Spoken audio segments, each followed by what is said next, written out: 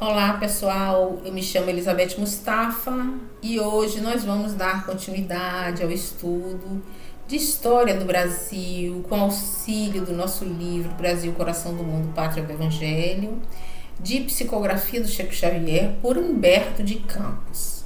Eu sei que você já está me seguindo, que você já viu os vídeos sobre Pedro II, que todo mundo está gostando do vídeo, estão deixando comentários maravilhosos, das quais só nos ajudam a caminhar e a refletir junto com vocês. O comentário de vocês muito me acrescenta, muito me ajuda a refletir. E eu quero sempre que vocês deixem aqui as considerações, a fala de vocês, os sentimentos, para que a gente possa, inclusive, fazer um outro vídeo somente de perguntas e respostas. Vai ser muito bom compartilhar isso com vocês. Hoje nós vamos falar de um tema muito complexo, um tema dolorido, mas um tema necessário, que é sobre a escravidão no Brasil. Eu já introduzi esse tema lá no outro vídeo que fala sobre negros no Brasil, muito rico. Eu trouxe o olhar de muitos historiadores, muitos estudiosos da história da África, muitos estudiosos da história do Brasil. E eu peço que você dê uma olhada nesse vídeo para que a gente possa aqui enveredar num momento maravilhoso, que é o momento do abolicionismo, um momento em que muitos espíritos iluminados vêm ao auxílio do Brasil para acabar com essa prática hedionda que é a escravidão. A escravidão no Brasil vem desde o século XVI, após o descobrimento, teve aquele período de 30 anos das feitorias de retirada para o Brasil, mas quando o Brasil começa a ser colonizado propriamente dito, lá no Nordeste com a cana-de-açúcar, não é que nós já estudamos todo esse processo, surge a escravidão, os negros vêm da África, escravizados aqui para o Brasil. É o momento em que a escravidão no mundo toma uma conotação étnica, porque nós sabemos que a escravidão no mundo ela é milenar. Antes mesmo de Jesus já existiam escravos, gregos foram escravizados pelos romanos, hebreus foram escravizados pelos egípcios e vários povos foram escravizados no decorrer da nossa história. E agora nós vamos ver aqui no século XVI a escravidão ter um caráter étnico, porque a África vai ser escravizada. E aí, na medida em que o comércio de escravos é muito lucrativo, as pessoas começam a criar discursos de inferioridade para os negros africanos, para que a escravidão se torne algo lucrativo. Mas todos nós sabemos que a escravidão, essa prática hedionda, não tem nada a ver com a questão da cor da pele, mas que aqui no Brasil tomou essa dimensão. E nós precisamos romper com essa visão materialista, não é?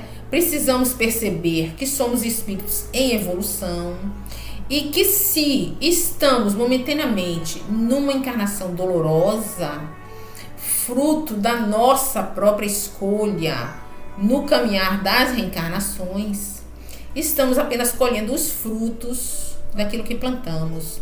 E que se hoje estamos com uma roupagem negra ou com uma roupagem oriental ou até mesmo branca ou indígena, nós estamos apenas em aprendizado naquele momento, mas que em outro momento vamos estar em outra condição.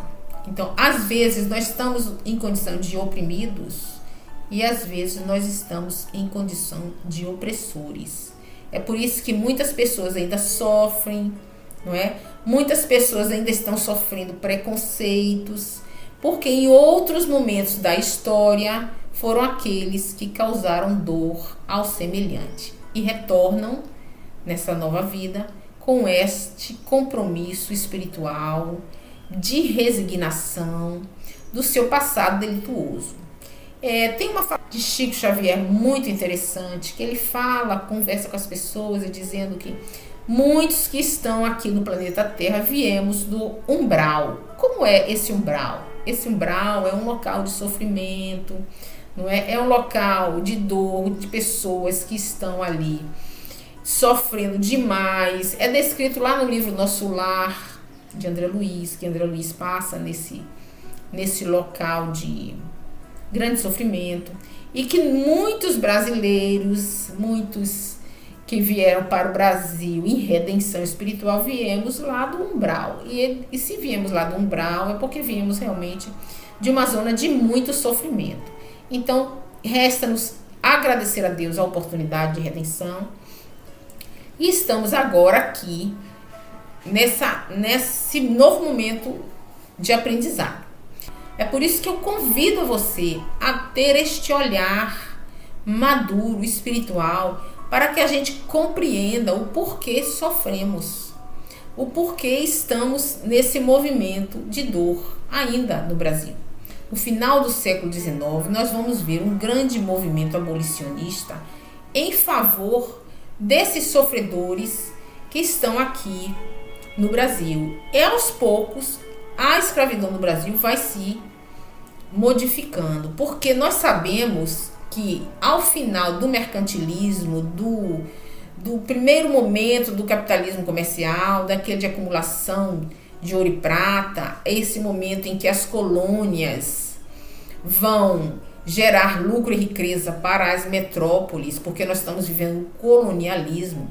Então, neste momento, a mão de obra escrava, ela está inserida completamente nesse sistema de produção. Porém, a partir da Revolução Francesa, da independência das colônias, vai se modificando essa estrutura e nós vamos ver a necessidade de substituição de uma mão de obra mais barata, mais viável ao novo momento da história, que é o momento de comércio e de indústria, não é? Lá na indústria a gente vai ver se formar a mão de obra assalariada, que vai aos poucos substituir a mão de obra escrava. Nós vemos aqui no Livro dos Espíritos uma fala muito importante, uma pergunta muito importante, que mostra claramente que o que vai acabar com o sofrimento no mundo é o progresso da humanidade. E com o caminhar do progresso da humanidade é que nós vamos ver findar o sofrimento e a dor dos povos. Então, como evoluímos pessoalmente, individualmente e coletivamente, é necessário que a comunidade cresça e amadureça para dar lugar a um novo momento de menos sofrimento da humanidade. Vamos ver o que está aqui no Livro dos Espíritos acerca da escravidão. Olha aqui na página 338 do meu livro, pergunta 829 sobre a escravidão, que Kardec pergunta aos espíritos, aqui no Livro dos Espíritos. Eu já apresentei esse livro para vocês, não é? A pergunta que Kardec faz: há homens que por natureza são voltados a ser propriedade dos outros homens? O que ele está perguntando? Ele está perguntando se é natural, se as pessoas vêm na vida para ser escravos, para ser propriedade de outros homens. A resposta é esta: toda sujeição absoluta de um homem a outro é contrária à lei de Deus. A escravidão é um abuso da força. Ela desaparece com o progresso, como desaparecerão pouco a pouco todos os abusos. Então ele mostra aqui claramente que é o progresso que termina com o sofrimento e com os abusos e com a dor. Nós observamos isso claramente na história. Na medida em que o mundo já não aceita mais a escravidão, porque é uma prática hedionda, surge ali uma nova forma de trabalho, que é a mão de obra assalariada. Porque o escravo, ele é muito caro para quem produz. É uma mercadoria cara, é preciso alimentar esse escravo, é preciso cuidar para que ele não morra, para não perder o prejuízo. Ao passo que a mão de obra assalariada é muito mais viável para aquele que está utilizando a mão de obra, porque não precisa despender capitais para obter uma mão de obra assalariada. O homem assalariado, ele vem, trabalha 30 dias, dá lucro e depois é que ele recebe, não é? Fazendo com que, já dando lucro, recebe depois. ele vai para casa, o proprietário da empresa, da indústria, não é proprietário dele, então não tem que arcar com saúde, nem com moradia, nem com alimentação. Então, para o capitalista, não é lucrativo ter escravo. Então, veja como as forças da evolução, elas agem no mundo e novas formas de produção vão surgindo. E à medida em que o mundo evolui, os abusos vão diminuindo. É preciso evoluir. E a evolução só se dá quando o homem moralmente já está pronto. Porque este homem hoje, do século XIX, aqui no Brasil, no período do Segundo Reinado, quando o Brasil já está se desenvolvendo, quando o café paulista já expande sua lavoura por todo o estado, já gera lucro, já exporta em grande quantidade para a Europa. O café brasileiro é um sucesso nos salões da Europa, nos cafés, surgem cafés específicos para consumo do produto brasileiro, não é? Então, esse produto começa a se tornar muito lucrativo, ele vai deixar um lucro que vai ser direcionado para o comércio, para o crescimento da indústria, e nós vamos ver ali em São Paulo o início da industrialização no Brasil na era Mauá. Eu já falei isso para vocês em outros vídeos. E a mão de obra escrava, ela passa a ser uma mão de obra que não é viável, mesmo porque o tráfico já se extinguiu e a mão de obra vai sendo aos poucos pequena para o grande desenvolvimento que está se dando no mundo nesta época. Nós vemos também um trecho aqui importante do livro A Caminho da Luz, de Emmanuel, que ele mostra como o mundo todo já vai modificando essa condição de escravidão, como o mundo todo já vai se desfazendo desse tipo de mão de obra para trabalhar com a mão de obra assalariada no mundo inteiro. Vamos ver o que Emmanuel diz no livro A Caminho da Luz sobre o fim da escravidão no mundo inteiro. Olha aqui, aspas para Emmanuel, num capítulo que ele tem aqui na página 191 sobre a extinção do cativeiro. Ele vai falar do fim da escravidão no mundo inteiro. Olha aqui, aspas para Emmanuel, ele dá grandes revelações.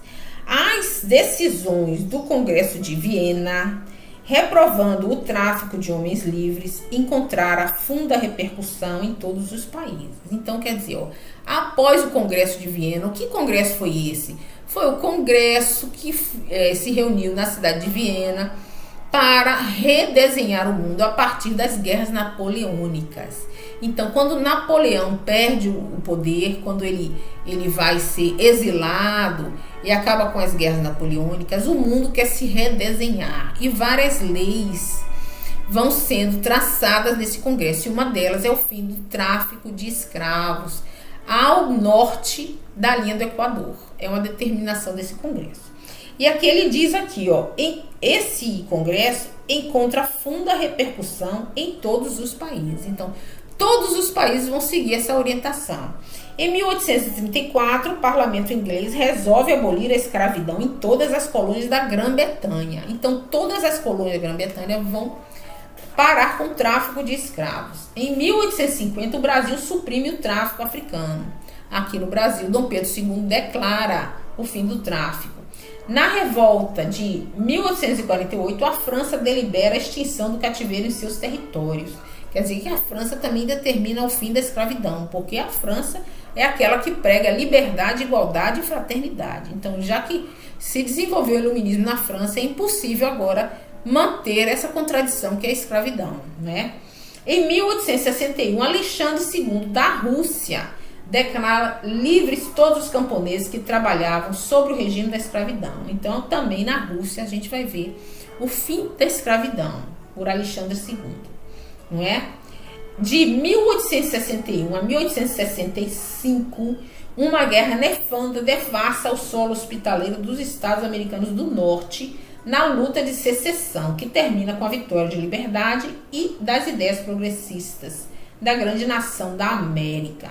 Então, aqui ele coloca que nos Estados Unidos a guerra de secessão sangrenta terminou aí o fim da escravidão naquele país. E nós aqui no Brasil só vamos terminar com a escravidão em 1888, que é aí que a gente vai ver que acaba a escravidão, né? Aqui no Brasil nós vamos ter uma escravidão aos poucos sendo finalizada. Nós vamos ver o fim do tráfico em 1831, nós vamos ver depois a lei do ventre livre em 1871, a lei do ventre livre, em 1885, a lei dos sexagenários e em 88, a lei áurea. Então nós vamos ver aqui que mais uma vez, tal qual aconteceu na independência do Brasil, que foram tomadas as precauções para que a independência fosse uma ruptura amorosa. O Pedro I continuou aqui, o Pedro II deu continuidade aos poucos, e aí aos poucos o Brasil foi se desligando de Portugal, para que as lutas não fossem tão sangrentas, apesar de terem sido houve bastante lutas, inclusive eu já coloquei isso em outros vídeos. A gente considera que a luta no Brasil foi uma luta razoavelmente tranquila. E aqui, na abolição dos escravos também, nós vamos ver uma preocupação de Ismael e de Jesus em trazer missionários que venham aos poucos desligando a mão de obra escrava para que o Brasil não atravessasse lutas sanguinárias, tal qual as que foram travadas nos Estados Unidos, na Guerra de Secessão, não é? Que foi uma guerra entre o Sul e o Norte, pelo domínio do poder lá dos Estados Unidos, e que estava envolvida essa causa abolicionista. No Brasil também nós vamos ver essa causa abolicionista desde os primórdios das lutas pela independência, quando aparece aqui na Bahia, da independência da Bahia, clamores a favor do fim da escravidão. Nós vamos ver também uma vertente de grupos abolicionistas dentro da Inconfidência Mineira. Sempre vamos ouvir esses rumores a favor da liberdade, mas nós temos aqui no Brasil um grupo que trabalhou sempre com a escravidão, de grandes fazendeiros que têm mão de obra escrava e 500. Eles compraram escravos, gastaram demais na compra desses escravos e não querem perder não querem perder esse investimento que fizeram. Inclusive porque a política no Brasil, ela não é uma política do povo. Ela é uma política que está nas mãos dos grandes comerciantes, que está nas mãos dos grandes fazendeiros, não é? Que está nas mãos dos intelectuais. E o povo, a grande massa, a massa dos escravos, ela fica alheia às deliberações políticas que existem na cúpula. Nós vamos ver grandes movimentos de resistência desde os primórdios da escravidão. Nós vamos ver as negras matando seus filhos no ventre porque não queriam que fossem escravos. Nós vamos ver os negros sempre fugindo, né, na luta pela liberdade. Vamos ver a capoeira como um símbolo de resistência à escravidão. Nós vamos ver os quilombos, em especial o quilombo dos Palmares, como eu já citei lá naquele vídeo, a Missão Espiritual do Brasil, sobre o quilombo dos Palmares, que tem uma fala muito bonita aqui nesse livro Brasil, Coração do Mundo, Pátria do Evangelho. Os quilombos que foram formados, a maioria deles terminaram seus dias lá no século XVII, quando os paulistas enveredaram para o interior do Brasil, não é? Nas entradas de bandeiras, das quais algumas dessas entradas de bandeiras tinham a finalidade de capturar negros e fechar os quilombos. Muitos quilombos foram arrasados, muitas guerras foram travadas, o que determina que os negros sempre lutaram pela liberdade. Mas nós não podemos deixar de perceber aqueles que vieram aqui neste período, enviados por Jesus e por Ismael, para fomentar os movimentos abolicionistas.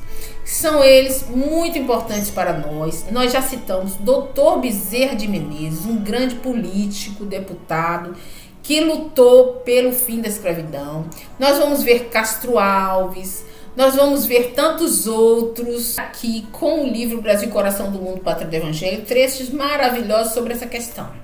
Vamos ver aqui, ó, na página 159, aspas para Humberto de Campos. todos os espíritos cultos da pátria se levantaram com desassombro para amparar o movimento abolicionista. Então, quer dizer, vários intelectuais estavam aqui no Brasil apoiando a causa abolicionista, não é? Nós vamos ver aqui um trecho na página 160, maravilhoso, falando sobre as falanges de Ismael. Aspas, as falanges de Ismael contavam colaboradores decididos no movimento libertador, das quais Castro Alves, Luiz Gama, Rio Branco e Patrocínio. Aqui ele vai falando de cada um deles, ó. E muito importante a gente levantar essa questão aqui, ó. A própria princesa Isabel, cujas tradições de nobreza e bondade jamais serão esquecidas no coração do Brasil, viera ao mundo com a sua tarefa definida no trabalho abençoado da abolição. Então a princesa Isabel é uma alma que veio por Ismael para fazer realmente esse movimento de abolição. Foi ela que assinou os papéis da Lei Áurea. Em um momento em que Pedro II se ausentou, porque Pedro II ficou um tempo que ele viajava muito, em que ele se distanciou da administração pública do Brasil, e que a sua filha, a princesa Isabel, muito sábia, inteligente, tomou conta do Brasil, e neste momento ela viu a necessidade de assinar a Lei Áurea, e assinou a Lei Áurea. Então a princesa Isabel precisa desse resgate amoroso da população, da história, o resgate da história que dê a ela esse trunfo, porque nós mulheres temos que reconhecer a princesa Isabel como essa mulher guerreira, que lutou pela liberdade e que não foi fácil diante de uma realidade em que os homens estavam aqui no poder e muitos deles não queriam de jeito nenhum o fim da escravidão, porque iam ter um enorme prejuízo econômico. Olha aqui, para amparar a nossa fala, Ismael aqui tem uma fala muito interessante na página 162. Olha aqui, ó, aspas para Humberto de Campos. A estatística oficial de 1887 acusava a existência de mais de 720 mil escravos em todo o país. O ambiente geral era de apreensão em todas as classes, ante a expectativa da promulgação da lei que extinguiria a escravidão para sempre, o que constituiria duro golpe na fortuna pública do Brasil. Olha aqui ele falando, não é? A quantidade de escravos que tinham aqui no Brasil nesse período e que foi um duro golpe na fortuna daqueles que tinham muitos escravos. Isso é um fato histórico confirmado aqui, inclusive, por esse livro maravilhoso que nós seguimos. Volta a falar aqui da missão de Isabel, ele volta a falar no livro também sobre o acompanhamento espiritual que Isabel tem no momento que ela vai assinar aqui a Lei Áurea. Olha aqui na página 162 e 163, aspas.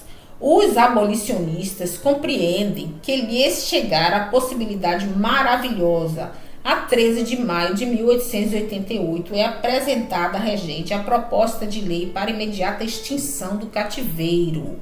Quer dizer que foi os abolicionistas que mandaram para ela essa carta.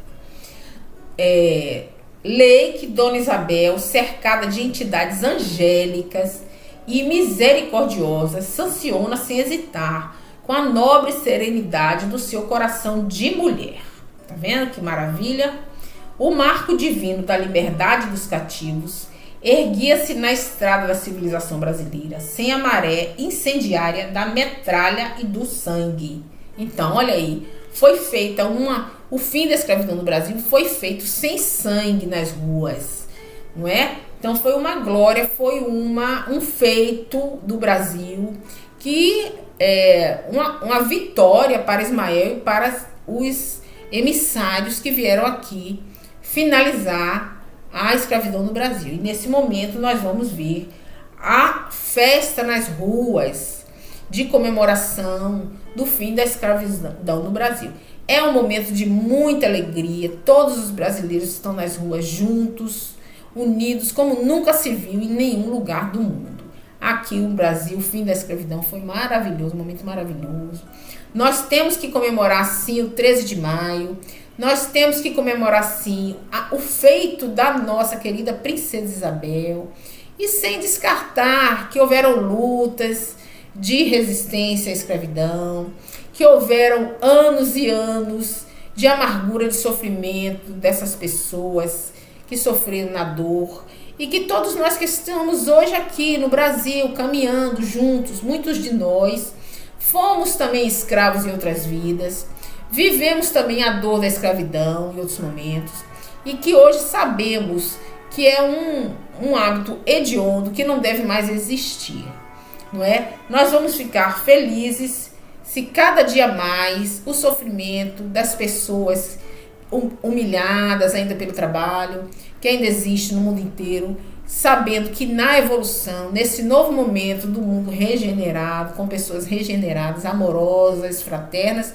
nós vamos evoluir, melhorar o mundo, melhorar de vida, a vida das pessoas, e tudo isso, toda essa dor vai ficar apenas como uma lembrança de aprendizado espiritual para todos nós. Eu deixo aqui você dessa reflexão amorosa e eu espero que você esteja gostando. Se gostou do vídeo, deixe o seu like, comente para que juntos possamos refletir sobre essas questões e se inscreva no canal. Muito obrigada.